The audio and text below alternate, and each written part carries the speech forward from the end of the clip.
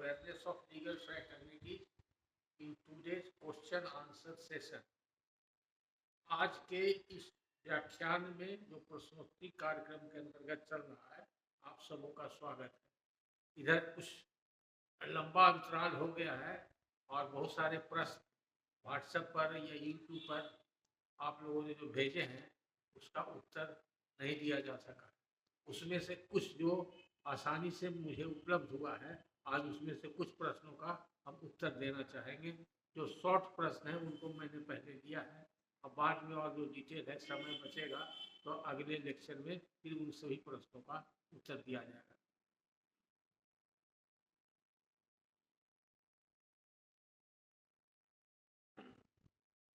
सबसे पहला प्रश्न लेते हैं। रवि रंजन मुजफ्फरपुर से लिखते हैं, वो इनका प्रश्न है सीआरपी से संबंधित, क्रिमिनल प्रोसीड्यूर कोड से संबंधित है। इसमें चैप्टर 13 सीआरपीसी के बारे में उन्होंने सवाल किया है कि थाना का जो गठन होता है और निर्धारण होता है वो चैप्टर 13 सीआरपीसी के अंतर्गत होता है या कोई उसके लिए अलग प्रावधान है। तो इसका सीधा आंसर यही है कि सीआरपीसी में जो कोर्ट का कॉन्स्टिट्यूशन है, क्रिमिनल कोर्ट का कॉन्स्टिट्यूशन है और क्रिमिनल कोर्ट के जुडिक्शन के बारे में और उसके बारे में वहाँ पर और पावर ऑफ क्रिमिनल कोर्ट्स के बारे में प्रावधान बनाया गया है। थाना से संबंधित कोई प्रावधान नहीं। थाना से संबंधित जो प्रावधान है कि एफआईआर कहाँ होगा और इन्वेस्टिगेशन का किसको पावर रहेगा, उसका क्या प्रोसीजर होगा, ये सब सीआरपीसी में मिलेगा। तो इसका सीधा उत्तर है कि जो भी थाना का गठन होता है वो राज्य सरकार गठन करती है और राज्य सरकार को वो शक्ति मिलता है। पहले अंग्रेज के ज़माना में पुलिस मैनुअल कहलाता था, पुलिस मैनुअल के तहत, और बाद में अंग्रेजों ने भी पुलिस एक्ट बनाया था और बिहार सरकार ने भी बाद में 2007 में पुलिस एक्ट बनाया है। वो पुराना एक्ट समाप्त हो गया, नया एक्ट बनाया। तो जो भी पुराना थाना हुआ है वो पुराने पुलिस एक्ट के तहत राज्य सरकार ने उसका गठन किया है और उसमें प्रावधान है कि कैसे और कब किस स्थिति में और किस एरिया में थाना बनेगा। एक थाना होगा, 2 थाना होगा, कितना थाना होगा और कई थाना को मिला करके एक सर्किल होगा। ये सब सारा प्रावधान पुलिस एक्ट में मिलेगा। इसलिए अगर आपको जानना चाहिए तो पुलिस एक्ट के सेक्शन 8 में जा कर के देखिएगा, वहाँ पर आपको इसके बारे में जानकारी मिलेगी। ये राज्य सरकार गजट नोटिफिकेशन में अपने गजट में इसके प्रकाशित करती है कि अमुक थाना ये रहेगा, इसका क्षेत्रफल ये रहेगा, इतना क्षेत्रफल रहेगा। थाना का जो टेरिटोरियल लिमिट होता है, क्षेत्राधिकार होता है, वो सब गजट में रहता है। और एक जिला में कितना थाना होगा, एक सब डिवीजन में कितना थाना होगा, ये सब राज्य सरकार के अधीन है और सब पुलिस एक्ट में जो सरकार को शक्ति प्राप्त है उसी एक्ट के तहत ये दिया जाता है। अब दूसरा एक सवाल है, रवि कुमार जो लॉ स्टूडेंट है मुजफ्फरपुर से, उन्होंने कोई प्रभात खबर में कोई न्यूज देखा था और उसमें मुआयना और सर्च के बारे में जिक्र किया गया है और सर्चर का लाइसेंस के बारे में जिक्र किया गया है।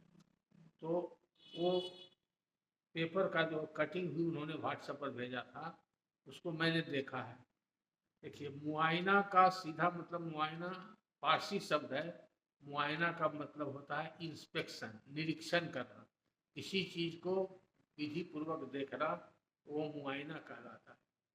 और सर्च माने खोजना, किसी चीज़ को छानबीन करना, खोजना, तो सर्च कहलाता है। तो ये इस संदर्भ में आया है मुआयना और सर्च कि जो निबंधन कार्यालय होता है, जितना भी निबंधित दस्तावेज होता है, विलेख होता है, रजिस्टर्ड डीड होता है, वो निबंधन कार्यालय के रिकॉर्ड रूम में प्रिजर्व रहता है और जिला के अंतर्गत एक ही रिकॉर्ड रूम होता है निबंधन कार्यालय।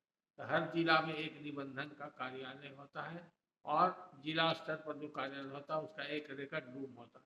तो जितना भी पुराना दस्तावेज है और रजिस्टर है तरह तरह का जो रजिस्ट्रेशन एक्ट के तहत और रजिस्ट्रेशन रूल्स के तहत बनाया जाता है, जिसको कि मिला करके रजिस्ट्रेशन मैनुअल कहते हैं। तो इंडियन रजिस्ट्रेशन एक्ट जो है वो पूरे हिंदुस्तान में एक ही है, लेकिन उसमें बिहार सरकार और अन्य राज्य सरकार को भी अधिकार है कुछ न कुछ अपना अमेंडमेंट करने का और उसके अंतर्गत रूल बनाने का। तो जो बिहार सरकार बनाती है अपना अमेंडेड रजिस्ट्रेशन एक्ट और रूल मिला करके, तो उसको बोलते हैं बिहार रजिस्ट्रेशन मैनुअल। यानी कि बिहार रजिस्ट्रेशन मैनुअल कहेंगे तो रजिस्ट्रेशन एक्ट में बिहार ने जो संशोधन किया है उसमें उसका प्रावधान मिलेगा और उस संशोधन के अनुसार जो नियमावली बनाया गया है, यानी कि बिहार रजिस्ट्रेशन रूल जो बना है उसमें उसका प्रावधान मिलेगा। तो ये पहले से भी प्रावधान था कि अगर कोई व्यक्ति किसी पुराने दस्तावेज के बारे में जानकारी लेना चाहता है तो रजिस्ट्री ऑफिस में जाके उसकी जानकारी ले सकता है। अब जैसे मान लीजिए कि अगर आपको कोई बताया कि 1950 में राम ने श्याम को एक सेल डीड लिखा था, लेकिन उसका और कोई विशेष जानकारी आपको नहीं है, साल आपको याद है, तो कैसे पता करेंगे? तो 1950 का जो रजिस्टर्ड होगा जिसमें कि सेल डीड सबका एंट्री रहता है, जितना भी निबंधन होता है दस्तावेज का, यानी कि जो भी डॉक्यूमेंट रजिस्टर्ड होता है, रजिस्टर्ड का सीधा माने होता है पंजीकृत, या उसको निबंधित भी बोलते हैं। पंजीकृत का मतलब हुआ, पंजी का मतलब हुआ रजिस्टर्ड, वही। तो जो भी दस्तावेज हम लोग दाखिल करते हैं रजिस्ट्री कचहरी में रजिस्ट्रेशन के लिए, तो वो दस्तावेज का हूबहू कॉपी एक रजिस्टर पर हाथ से पहले लिखा जाता था जब मैनुअल तरीका था। तो यानी कि अक्षरशः पूरा सेल डीड अगर है 50 पन्ने का, 25 पन्ने का, या गिफ्ट डीड है, लीज डीड है, जिस प्रकार का भी डीड है, सभी डीड को किस प्रकार का डीड कौन से रजिस्टर में रहेगा उसका नाम दिया गया है। Book 1, book 2, book 3, book 4, book 5। वहाँ पर उन लोग को मालूम है, रजिस्ट्रेशन ऑफिस के स्टाफ लोग को मालूम है कि इसका किस रजिस्टर में अंकित किया जाएगा।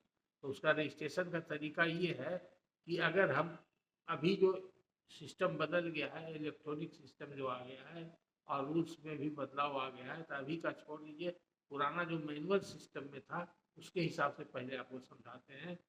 पुराना सिस्टम में क्या था कि अगर कोई व्यक्ति सेल डीड लिखना चाहता है, रजिस्टर्ड लिखना चाहता है, जैसे राम ने श्याम के पक्ष में कोई सेल डीड लिखा, तो क्या करेगा, राम जो है उस सेल डीड को जिस रजिस्ट्रेशन ऑफिस में रजिस्ट्री कराना है तो वहाँ पर उसको प्रेजेंट करेगा, तो उसको फाइल करेगा, प्रेजेंट करेगा। तो प्रेजेंट करने के बाद उसकी जांच होगी, वहाँ का जो स्टाफ रहता है उसको जांचेगा कि नाम पता सही दिया हुआ है कि नहीं, ज़मीन का विवरण सही दिया हुआ है कि नहीं, उसका वैल्यू सही दिया हुआ है कि नहीं, उस पर कितना रजिस्ट्रेशन शुल्क दिया हुआ है कि नहीं, या स्टाम्प उस पर सही है कि नहीं, ये सब देखेगा। अगर कुछ कमी रहेगा तो उसको बोलेगा ये सब कमी है। वो सब जब पूरा कर लेगा तो वो रजिस्ट्रार के सामने वो जाएगा, जो निबंधक होता है उसके सामने वो सेल डीड प्रोड्यूस होगा, उपस्थापित होगा। और जो विक्रेता है, मान लीजिए ए ने बेचा है बी को, तो विक्रेता ए जो है वो रजिस्ट्रार के सामने जाएगा, खड़ा होगा, और रजिस्ट्रार उससे पूछेगा कि आपने ये दस्तावेज लिखा है या ये सेल डीड लिखा है, किसके पक्ष में लिखा है, कितना जमीन के लिए लिखा है और कितना रुपया में लिखा है, रुपया आपको मिल गया कि नहीं मिला, ये सब कुछ जानकारी पूछेगा। उसके बारे में वो उससे पूछेगा तो वो बताएगा हाँ हमने लिखा है, और ये भी बताएगा कि हाँ हमने इस पर अपना दस्तखत किया है और टिप्पा दिया है और हमको रुपया मिल गया है, पूरा रुपया मिल गया है या आधा मिल गया है, जो भी दस्तावेज में लिखा हुआ है उसके बारे में वो रजिस्ट्रार के सामने अपना बयान देगा। तो इसको बोलते हैं अंग्रेजी में एडमिशन ऑफ एक्सक्लूशन। जो दस्तावेज का निष्पादन किया है, विक्रय पत्र का जो निष्पादन किया है, यानी कि सही दस्तखत बनाया है, हस्ताक्षर बनाया है ए ने, वो स्वीकार करेगा जा करके रजिस्ट्रार के सामने। तो रजिस्ट्रार उसको एक्सेप्ट कर लेगा, किस बात के लिए, फॉर रजिस्ट्रेशन। तो वो एक्सेप्टेंस हो गया डॉक्यूमेंट का, वो मंजूर हो गया। अब वो रजिस्ट्रार उसको क्या करेगा, ऑफिस में भेज देगा। ऑफिस में जो क्लर्क होता है वहाँ पर कॉपिंग क्लर्क, नकल करने वाला क्लर्क, उसका जो सेल डीड का मजमून है, 10 पन्ना 20 पन्ना जितना भी है, अक्षरशः ए टू जेड, क से लेकर के अंग तक जो भी होगा उसमें सब शब्द बाई शब्द जो है वो रजिस्टर पर, जो उस रजिस्टर के लिए निहित है सेल डीड जिस रजिस्टर में होगा उस रजिस्टर पर उसको अंकित कर देगा। जब रजिस्टर पर अंकित हो जाएगा तो उसमें रोज मान लीजिए एक रजिस्ट्रेशन ऑफिस में 100 डॉक्यूमेंट सेल डीड का रोज जा रहा है, तो उसका नंबर, सीरियल नंबर उसी हिसाब से आएगा। तो उस दिन का डेट के हिसाब से उसका डीड में रजिस्टर में नंबर कितना आया, मान लीजिए कि ए ने जो बी को लिखा था उसका सेल डीड नंबर आ गया 102, उसके पहले 101 हो गया, तो उसका दस्तावेज नंबर पड़ जाएगा 102 और जो डेट है वो डेट रहेगा। और जब उसका डेट पड़ जाएगा तो रजिस्टर का किस रजिस्टर में है, वॉल्यूम 1 में है कि वॉल्यूम 2 में है, उसको जिल्द नंबर भी बोलते हैं, वॉल्यूम भी बोलते हैं या जिल्द भी बोलते हैं।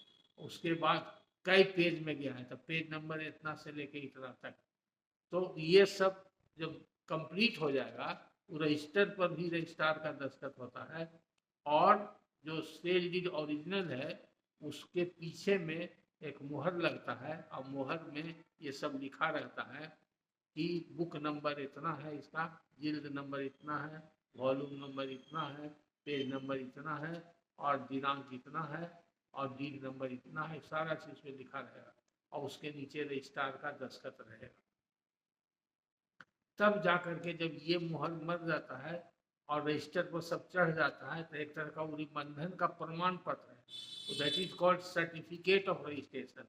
जब सर्टिफिकेट ऑफ रजिस्ट्रेशन मिल जाएगा, यानी कि डीड के सबसे पिछले पन्ना पर उसके पीठ पर वो सब मुहर के साथ या तो हाथ से लिखा रहता है या मुहर उसका रहता है और उस पर दस्तखत रहता है, तब ही माना जाएगा कि ये दस्तावेज ये से डीड रजिस्टर्ड।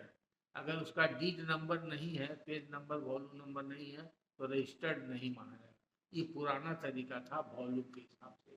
अब नया तरीका हो गया इलेक्ट्रॉनिक सिस्टम होने से, अब सॉफ्टवेयर डाला हुआ है, कंप्यूटराइज हो गया है, तो अब जो है हम लोग उसको 2 कॉपी फाइल ही करते हैं, 2 कॉपी सेल डीड का फाइल किया जाता है, तो उसका स्कैन कर करके वो सॉफ्टवेयर से मिला करके कंप्यूटर में डाल दिया जाता है और तुरंत उस पर मुहर और सर्टिफिकेट लगा करके रजिस्ट्रेशन का एक डॉक्यूमेंट तुरंत वापस दिया जाता है। पहले के ज़माना में मैनुअल होता था, तब महीना 2 महीना 4 महीना 6 महीना इतना डीड का नंबर लगा रहता था, लिखने में समय लगता था, तो रजिस्ट्री होने में समय लगता था, यानी कि रजिस्टर पर लिखने में चढ़ाने में बहुत विलम्ब होता था। और जब कंप्लीट होता था तब जा कर के वो जो व्यक्ति उसका हकदार है, यानी कि खरीदार उस डीड को वापस पाने का हकदार है। अगर पूरा पैसा दे दिया है और जो चिरकुट मिलता है वो चिरकुट खरीदार को मिल गया है, तो खरीदार उस चिरकुट को दिखाएगा, तो उसको दिखा करके वहाँ से वापस ले लेगा तो ओरिजिनल डॉक्यूमेंट उसको मिल जाए। अगर पैसा बकाया रह गया है, चिरकुट बदलैन के समय देने की बात लिखी हुई है और चिरकुट जो है विक्रेता के पास ही है, तो विक्रेता जाकर के उसको वहाँ से वापस ले सकता है। और अगर विक्रेता चिरकुट पर लिख दिया कि हम बकाया रुपया पा गए हैं, अब क्रेता को मिल जाए, तो क्रेता को मिल जाता था। ये पुराना तरीका था। आज के तारीख में भी अगर बकाया अगर है तो तुरंत दस्तावेज नहीं मिलता है, उसको जो फिर चिरकुट इसमें भी मिलता है, चिरकुट बदलाइन के बाद अगर दिया हुआ है तो मिलता है। लेकिन जिस दिन करीब करीब जिस दिन दस्तावेज स्वीकार होता है निबंधन के लिए, उसी दिन निबंधन की सारी प्रक्रिया पूरी हो जाती है, या बहुत ज़्यादा भीड़ हो तो 1 या 2 दिन के अंतर्गत 2 डॉक्यूमेंट जो ओरिजिनल होता है एक वापस मिल जाता है और एक उसका एग्जैक्ट कॉपी जो रहता है वहाँ पर रजिस्टर में गार्ड फाइल में चला जाता है, और एक कंप्यूटर में उसका सॉफ्टवेयर में रहता है, उसमें सीडी भी बन जाता है, और book number, bill number, CD number, सब वॉल्यूम नंबर जैसे पहले रहता था वैसे अब कंप्यूटराइज से सर्टिफिकेट उसका प्रमाण पत्र मिलता है। अगर कोई दस्तावेज निबंधित है कि नहीं ये देखने के लिए पहले पुराना मैनुअल सिस्टम में दस्तावेज के आखिरी पन्ना के पीठ पर मुहर या हाथ से लिखा रहता था। आज के तारीख में कंप्यूटराइज सिस्टम में दस्तावेज के पहला पन्ना पर ही छपा हुआ प्रिंटेड कंप्यूटराइज प्रिंटेड प्रमाण पत्र मिलेगा। उसमें पृष्ठ संख्या, वॉल्यूम संख्या, जिल्द संख्या, पेज संख्या, सीडी संख्या, दस्तावेज संख्या सब लिखा हुआ रहेगा, तारीख वगैरह सब लिखा है, जिसको देखने से समझ में आता है ही निबंधित है, वो निबंधन का प्रमाण पत्र है। अब ये तो हो गया डॉक्यूमेंट को निबंधन करने का तरीका। अब इसका एक अलग से एक रजिस्टर बनता है जिसको बोलते हैं इंडेक्स रजिस्टर, क्योंकि वहाँ हजारों हजार साल में हजारों हजार होता है और सैकड़ों साल से पुराना कानून है निबंधन का, अंग्रेज के जमाने से चला आ रहा है, तो उसको रखने और रखाव का तरीका बनाया गया, खोजने समझने के लिए तरीका बनाया गया। तो उसके लिए एक इंडेक्स रजिस्टर बनाया गया, जिसे इसका विषय सूची जैसे होता है एक सूची बनाया गया, उसको इंडेक्स रजिस्टर बोलते हैं। अब इंडेक्स रजिस्टर में वो रजिस्टर में लिखा रहेगा, डेट लिखा रहेगा, साल लिखा रहेगा और डीड नंबर लिखा रहेगा, और उसमें बेचने वाले और खरीदने वाले का नाम लिखा रहेगा। तो उससे पता चलता है, और कुछ जमीन का विवरण हल्का फुल्का होगा तो भी लिखा रहेगा, और या किस एरिया का जमीन है या जो भी उसका प्रावधान है वो उसमें रहेगा विवरण में। उसको बोलते हैं इंडेक्स रजिस्टर। तो मान लीजिए कि आज से 50 साल पहले कोई सेल डीड हुआ और हमको उसके बारे में पता लगाना है, तो हम जा करके इंडेक्स रजिस्टर में खोजेंगे। तब इंडेक्स रजिस्टर में खोजने का जो काम है, सर्च करने का, उस काम हमारा नहीं है, हमको उतना जानकारी नहीं। मान लीजिए हम पढ़े लिखे भी नहीं हैं, अगर पढ़े लिखे हैं तो हमको भी जानकारी नहीं कि कौन रजिस्टर में कैसे होगा। तो उसके लिए वहाँ प्रावधान बना हुआ है निबंधन कार्यालय में, एक फॉर्म मिलता है और वो फॉर्म भर के देंगे, उसको सर्च का फॉर्म मिलता है और उसका कुछ पैसा 2-4 रुपया नॉमिनल पहले लगता था, और उसका 1 साल का कुछ रेट है सालाना। 1 साल का रजिस्टर देखना है कि 2 साल का देखना है कि 4 साल का देखना है कि 5 साल का, उसके हिसाब से सर्चिंग फी माने खोजने का।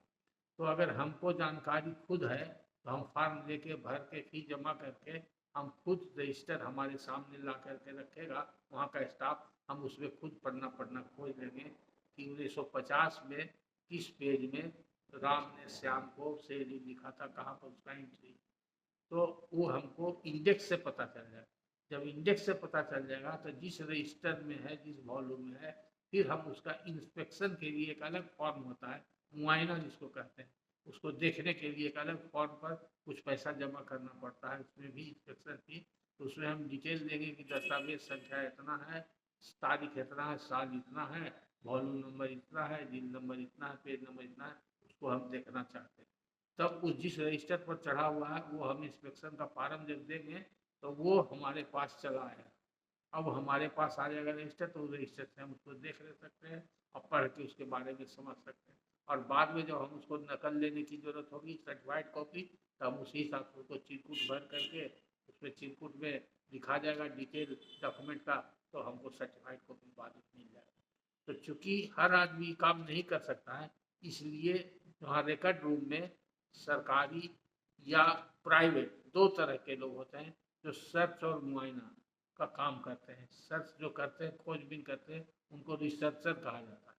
तो सरकारी अगर आदमी नहीं है तो प्राइवेट आदमी को, जैसे कि कातिब को डीड लिखने का लाइसेंस मिलता है, वैसे खोजबीन करने के लिए सर्चर का लाइसेंस मिलता है।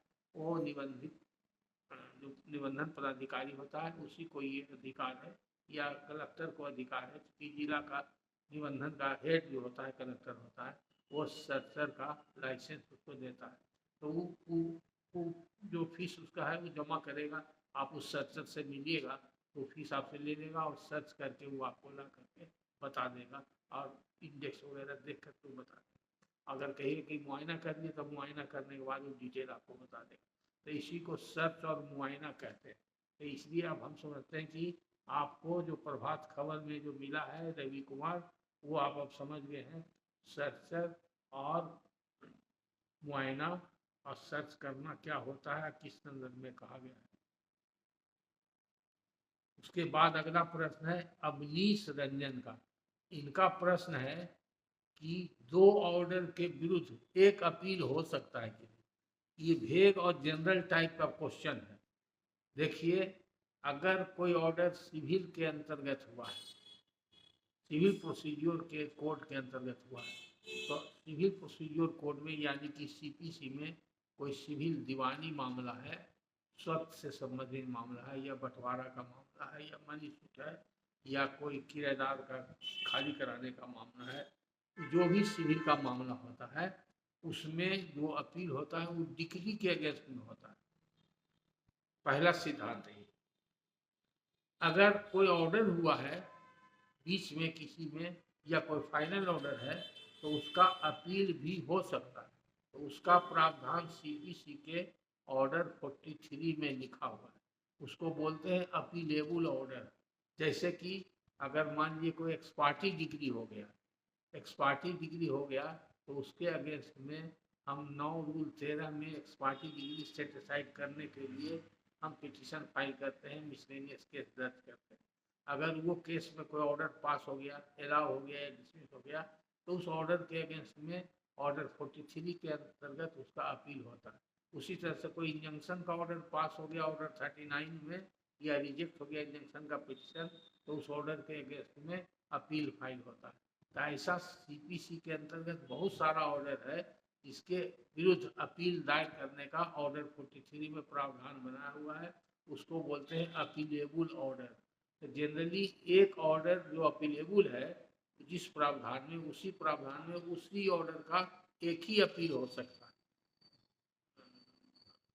दो ऑर्डर का अलग अलग अपील करना पड़ेगा, और दो ऑर्डर अगर एक ही केस में दो बार में हुआ, मान लीजिए कि एक पार्टी बनाने के लिए कोई ऑर्डर हो गया किसी में, और किसी में हो गया आपको इंजंक्शन का ऑर्डर हो गया, और फिर उसके बाद अटैचमेंट का ऑर्डर हो गया, तीन तरह का ऐसा ऐसा ऑर्डर हुआ, बीच में ऑर्डर हुआ मुकदमा के दौरान, तीन ऑर्डर से मान लीजिए दो ऑर्डर अपीलेबल है और दोनों अलग अलग डेट में अलग अलग संदर्भ में ऑर्डर हुआ है, तो उस ऑर्डर के अगेंस्ट में जब भी होगा, दोनों के अगेंस्ट में अगर ऑर्डर 43 में अपील प्रेस्क्राइब है तो अपील होगा, दो अपील होगा, अलग अलग अपील होगा। तो किसी भी कीमत में दो ऑर्डर का एक अपील नहीं हो सकता। अगर ऐसा हो कि एक ऑर्डर और दूसरा ऑर्डर एक दूसरे से कनेक्टेड है और इंटरमिंगल्ड है, वैसा बहुत कम मिलता है, तो ऐसे सिचुएशन में देखना पड़ेगा, जिसको बोलते हैं इनसेपरेबल, यानी कि पार्ट आधा ऑर्डर है एक डेट का और आधा ऑर्डर है दूसरे डेट का, और दोनों मिला करके वो कंप्लीट अगर ऑर्डर होता है तो ऐसे सिचुएशन में किया जा सकता है। लेकिन मूल सिद्धांत यही है कि एक ऑर्डर जो अपीलेबल है उसके अंतर्गत ही अपील होगा, दो ऑर्डर का एक अपील नहीं हो सकता। ये रहा आपके सवाल का प्रश्न अश्विनी जी। उसके बाद का प्रश्न है विक्रम कुमार, इनका प्रश्न है कि उन्होंने कोई जमीन खरीदा है, वो पर्चा वाली जमीन थी, यानी कि जो इनके विक्रेता थे उनको पर्चा के द्वारा वो जमीन प्राप्त हुआ था, और वो पर्चा वाली जमीन इन्होंने खरीदा, खरीदने के बाद इन्होंने अपना म्यूटेशन कराया, और म्यूटेशन के बाद इनको रसीद भी कट रही, इनका कब्जा भी। अब इनको आशंका है कि बाद में हमको इसमें कोई प्रॉब्लम हो सकता है कि नहीं, तो कोई प्रॉब्लम नहीं हो सकता है, तो अब इसमें आपको कोई प्रॉब्लम नहीं होगा और डरने की कोई आवश्यकता नहीं है। ऐसी आशंका क्यों हो रही है? अगर मान लीजिए कि जो आपके विक्रेता हैं उनका मौरूसी जमीन होता, तो मौरूसी जमीन होता तो उनको बेचने का राइट होता उत्तराधिकार के कानून के तहत। अगर आपके विक्रेता किसी से खरीदे हुए होते तो खरीदार के हैसियत से, क्रेता की हैसियत से उनको बेचने का अधिकार था, तो भी उनको बेचने का अधिकार था, आप खरीदते तो थे। उसी प्रकार पर्चा अगर सरकार ने किसी भी नियम अधिनियम के तहत उनको दिया है और वो पर्चा से उनको अधिकार प्राप्त हो गया है, तो कुछ पर्चा ऐसा है जो कि पूरा अधिकार देता है और उसको बेच सकता है।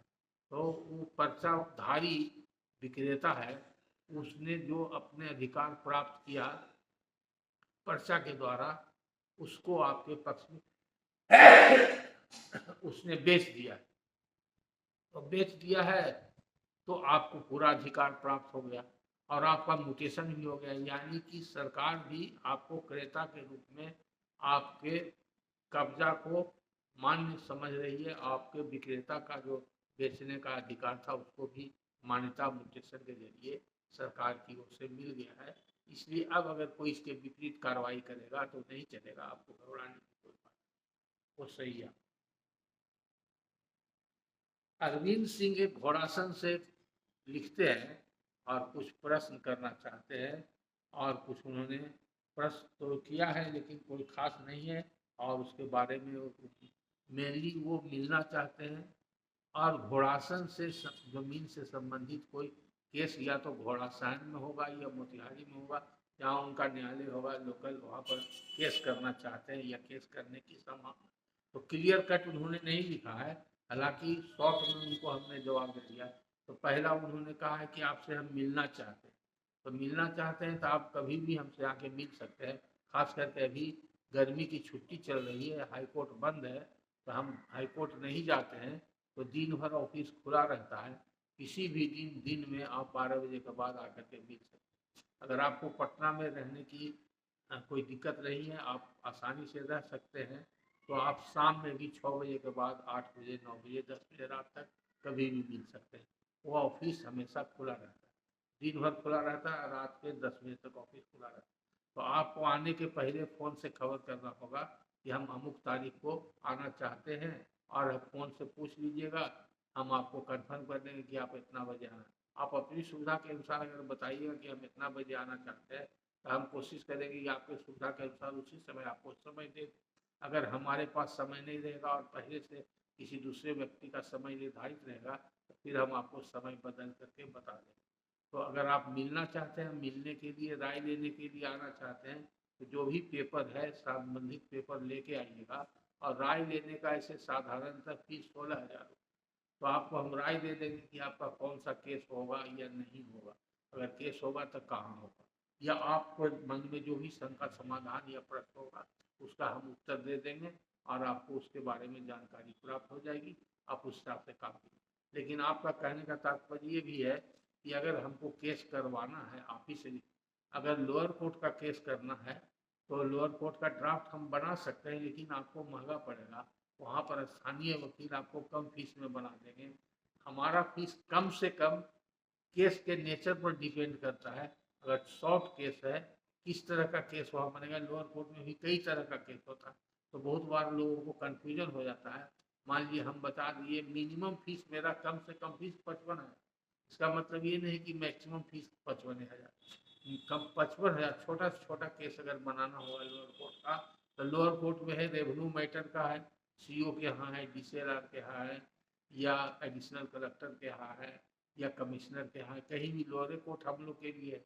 वहाँ पर किसी कोर्ट में, रेवेन्यू कोर्ट में बनाना है, या सिविल कोर्ट में बनाना है, या क्रिमिनल कोर्ट में बनाना है, लोअर कोर्ट में मुंसिफ के यहाँ हो, सब जज के यहाँ हो, डिस्ट्रिक्ट जज का, तो अलग अलग नेचर ऑफ केस है, तो उसमें फीस वेरी करता है। लेकिन छोटा मोटा जो मैटर रहेगा, कम से कम 55,000। अगर ज़्यादा उसमें टाइम टेकिंग होगा, या मेहनत ज़्यादा होगा, या समय ज़्यादा लगेगा, तो उसमें 55 से 75 के बीच में लगेगा। यानी कि आप कह सकते हैं कि मैक्सिमम 75,000 और मिनिमम 55,000। तो जैसा केस रहेगा वो आने के बाद आपको बता देंगे उसका फीस। तो आपको वो ले करके आना होगा, उसके लिए आपको समय देना होगा। कागज़ बनाने में थोड़ा समय लगेगा, 1 दिन या 2 दिन समय लग सकता है। आप कागज़ जमा कर दीजिएगा और बाद में लौट भी जाइएगा, तो आपको जब लिखा जाएगा तो आपको कागज़ बाई पोस्ट भेजा जा सकता है, या फिर दूसरा बार आप आ ले सकते हैं, या अगर समय रहा तो आप रुक करके कागज़ बनवा सकते हैं। तो ये पूरी सारी जानकारी व्हाट्सएप पर आपको देना संभव नहीं था, हालांकि शॉर्ट में आपको जानकारी हमने दे दिया है। अरविंद जी, अगर आप मेरा वीडियो सुन रहे हैं तो आप इस पर अमल कीजिएगा, आपको बहुत ज़रूरी काम है, तो आप आकर के हमसे समय लेकर के मिल सकते हैं और राय विचार कर सकते हैं। अब एक दूसरा प्रश्न है अभिषेक जी का, कि बराबर बहुत सारा प्रश्न करते रहते हैं, छिटपुट तरह का, अलग अलग तरह का प्रश्न करते रहते हैं। इनका कुछ पुराना प्रश्न है, शायद हम उत्तर दिया है कि नहीं दिया है हमको याद नहीं है, लेकिन आज शॉर्ट में कम समय बच रहा है मेरे पास, आपको जवाब देते हैं।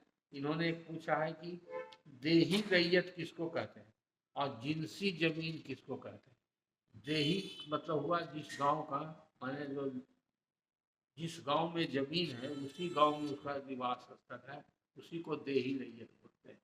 उस देही का मतलब होगा सेम विलेज का रहने वाला, जहाँ पर जमीन है, वो जिसको बोलते हैं कि सेटल, परमानेंट सेटल रैयत है, उसको देही रैयत भी कहते हैं। माने वो उसका जो रहने का जहाँ पर है वो परमानेंट है, वहीं रहता है, वो कहीं दूसरे जगह नहीं रहता। हाँ, और अगर एक गांव में रहता है रैयत, और जमीन उसका दूसरे गांव में है, तो उस रैयत को उस गांव वाले उसको पाही रैयत बोलते हैं। और जो रैयत जिस गांव में रहता है उसी गांव में जमीन है, तो उसको देही रैयत कहते हैं। उसी तरह से जिन्स जमीन क्या होता है, जिनसी जमीन किस संदर्भ में, कहाँ आप पढ़े हैं और कहाँ लिखा हुआ है, अगर कागज का संदर्भ बताते या उस सेंटेंस बताते तो और क्लियर से समझा सकते हैं, लेकिन उसका सीधा जो शाब्दिक अर्थ है वो आपको बता रहे हैं। जिन्स का मतलब होता है प्रकार और दूसरा उसका मतलब होता है अनाज।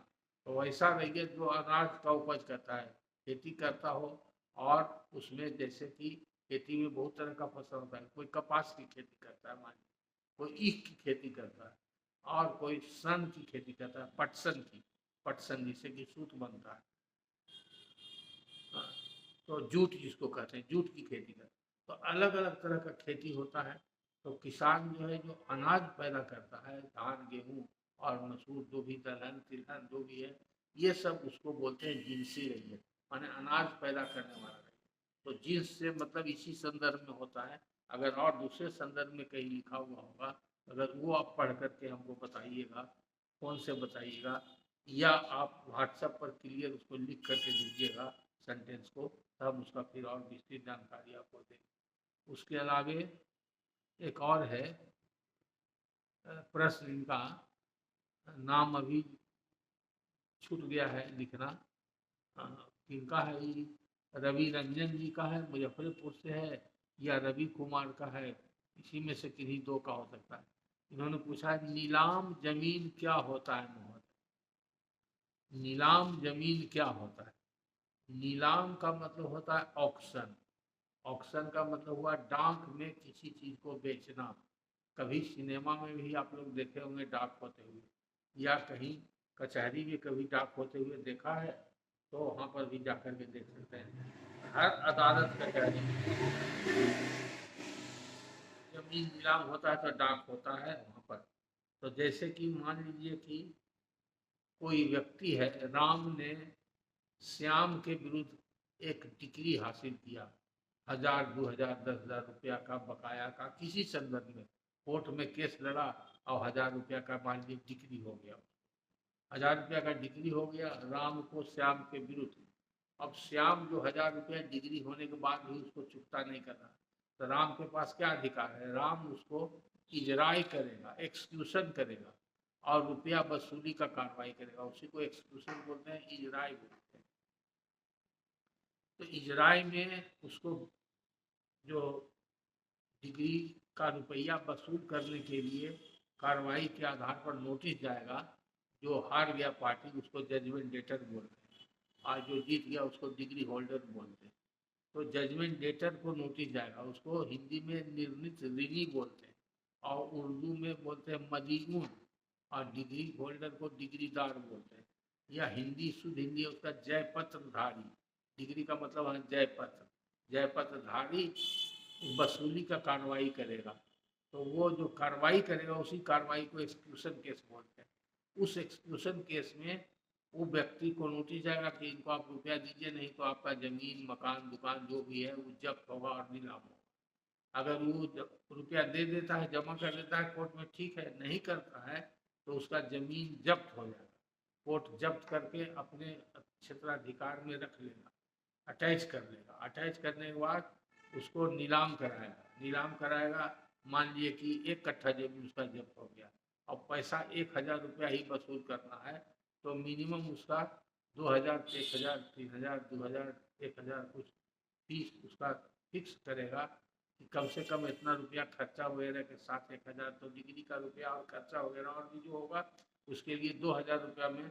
तो 10 आदमी खड़ा हुआ, 10 आदमी में से जो सबसे ज़्यादा बोलेगा, डाक में बोलेगा, उस आदमी को वो फाइनल होगा, उसको बीट करना बोलते हैं या डाक बोलना बोलते हैं। तो जिसका फाइनल होगा उसका कानूनी प्रक्रिया है, कानूनी प्रक्रिया है, उसके बाद कानूनी प्रक्रिया के हिसाब से उसको फाइनल कर दिया जाएगा, और फाइनल करने के बाद वो खरीदार घोषित हो जाएगा और नीलामी प्रक्रिया संपन्न हो जाएगी। तो उसका जमीन नीलाम हो जाएगा, और जो खरीदार है वो रुपया कोर्ट में जमा करेगा। जब वो कोर्ट में जमा करेगा वही रुपया डिग्रीदार जो जीत गया है उसको मिल जाएगा। तो डिग्रीदार का जमीन हो गया, पैसा वसूल हो गया, और जो जमीन खरीदा नीलाम खरीदार का है। तो खरीदार दो तरह का होता है, एक आदमी से राम ने श्याम से सीधे जमीन खरीद लिया तो भी खरीदार हो गया, क्रेता हो गया।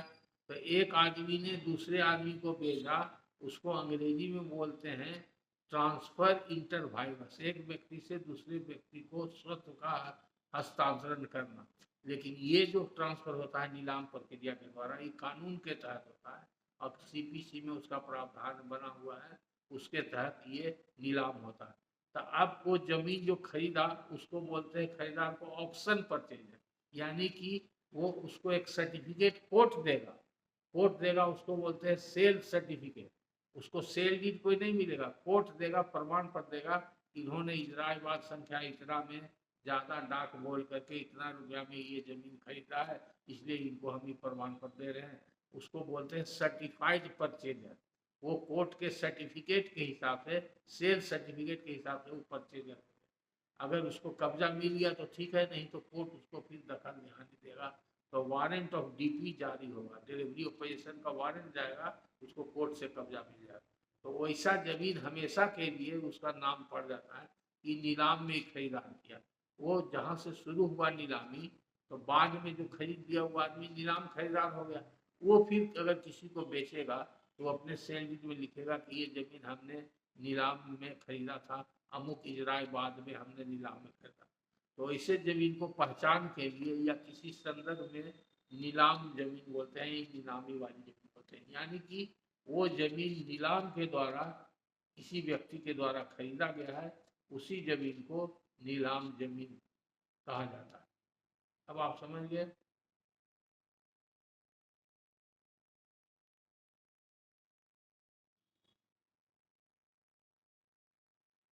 अब एक है प्रश्न सुफियान साहब का गया से। सुफियान साहब लिखते हैं, सर हमारा गिफ्ट डीड लैंड डॉक्यूमेंट हमारे आधार पैन में डेट ऑफ बर्थ से पहले का है।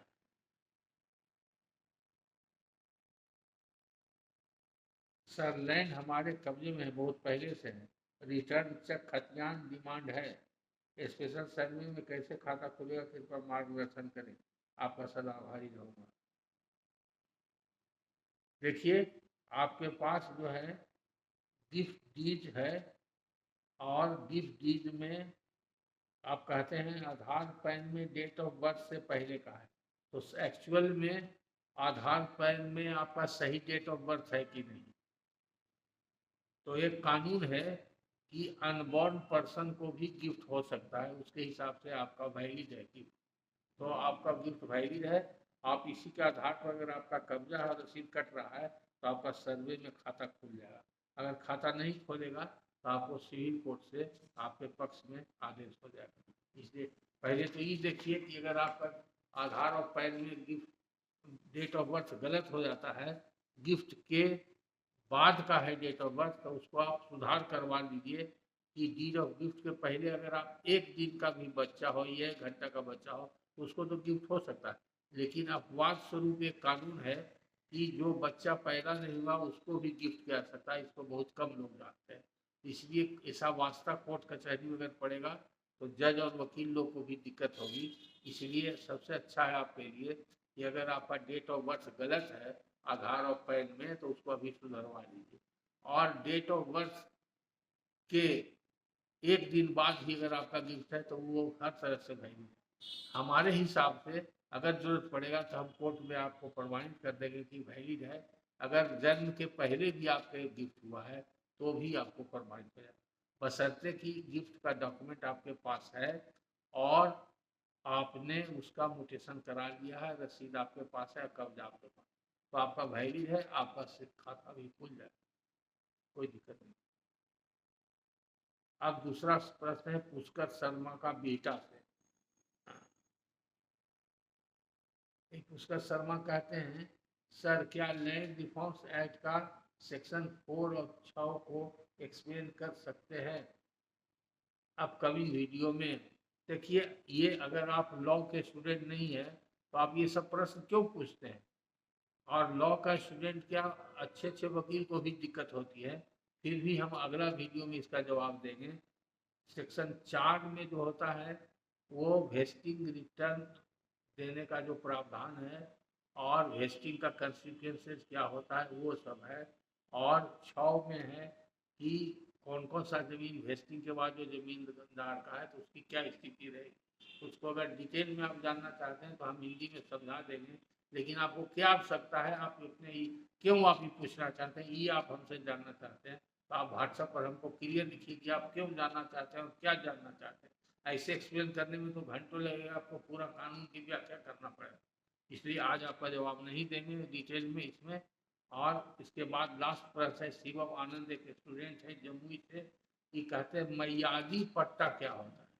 मयाद का मतलब होता है टाइम, और पट्टा का मतलब होता है लीज, जिसको बंदोबस्ती भी कहते हैं, सेटलमेंट भी कहते हैं और ठेका भी कहते हैं। तो ठेका, पट्टा, बंदोबस्ती, सेटलमेंट जो भी सब एक ही है, अंग्रेजी में इसको लीज बोलते हैं। तो लीज दो तरह का होता है, एक परमानेंट लीज जिसको कि परपेचुअल लीज बोलते हैं, उसको सदा सर्वदा के लीज कहते हैं लीज। उसको दूसरा होता है फिक्स्ड पीरियड के लिए, 5 साल, 2 साल, 4 साल, 10 साल, 33 साल, 99 साल। तो जो भी पीरियड अगर फिक्स है तो वो मयादी पट्टा कहलाता है, मतलब उसका मयाद कितना है, तो 5 साल है, 10 साल है। तो मयादी पट्टा का मतलब हुआ लीज फॉर फिक्स पीरियड, सीधा मतलब उसका यही हुआ। क्या पट्टा पाने वाले व्यक्ति की मृत्यु के बाद पट्टा समाप्त हो जाता है? देखिए, पट्टा जिसको दिया गया है उसको पट्टा अगर फिक्स पीरियड के लिए ही दिया गया, फिक्स पीरियड के लिए दिया गया है, तो पीरियड जब खत्म हो गया तो पट्टा समाप्त हो गया। अगर पट्टा परमानेंट दिया गया है, तो परमानेंट दिया गया है तो परमानेंट में वो मृत्यु उपरांत भी चलते रहता है, जो सदा सर्वदा के लिए। उसको और उसमें जोड़ लगाने के लिए लोग लिख देते हैं जनरेशन टू जनरेशन, अंग्रेजी में उसको बोलते हैं परपिचुअल लीज या परमानेंट लीज, और उर्दू में उसको बोलते हैं इस्तमरारी, ठीका, पट्टा, इस्तमरारी। और उसमें ज़्यादा जोड़ लगाने के लिए लिख देते हैं नस्लन बाद नस्लन, बतलन बाद बतलन, यानी कि एक नस्ल से दूसरा नस्ल, एक जनरेशन से दूसरे जनरेशन, यानी कि सदा सर्वदा के लिए। उसमें जो पट्टाधारी मर जाता है तो उसका कोई फर्क नहीं पड़ता है, उसके बाल बच्चा को वो अधिकार प्राप्त हो जाता है, वो जनरेशन टू जनरेशन चलते रहता है। अगर फिक्स पीरियड के लिए है तब पट्टा समाप्त हो जाता है, अगर फिक्स पीरियड के लिए है और पीरियड के पहले ही मर गया पट्टाधारी तो वो समाप्त हो गया।